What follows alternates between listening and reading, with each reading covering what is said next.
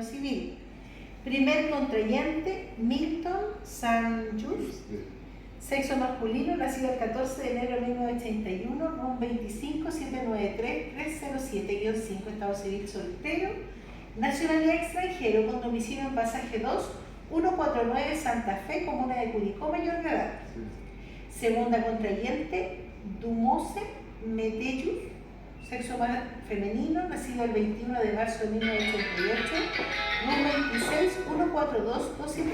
26-142-275-1, estado civil soltero, nacionalidad extranjera, con domicilio en Pasaje 2, 149 Santa Fe, comuna de Curicó, mayor de edad.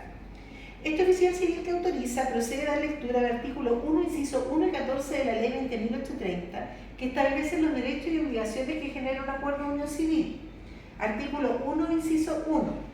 El acuerdo de unión civil es un contrato celebrado entre dos personas que comparten un hogar con el propósito de regular los efectos jurídicos derivados de su vida efectiva en común de carácter estable y permanente.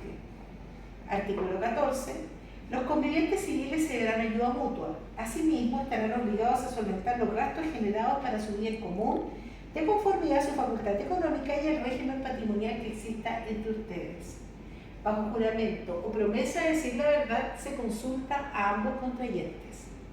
¿Consienten ustedes libre y espontáneamente en celebrar este acuerdo de unión civil? ¿Sí?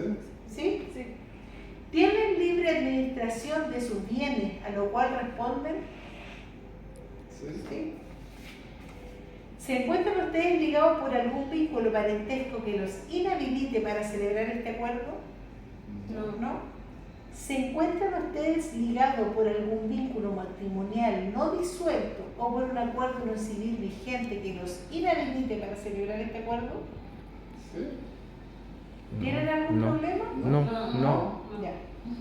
La Ley 20.830 establece la facultad que en este único acto ustedes puedan pactar comunidad de bienes. Les pregunto, ¿ustedes desean pactar comunidad de bienes establecida en el artículo 15 de la Ley 20.830, lo cual responden?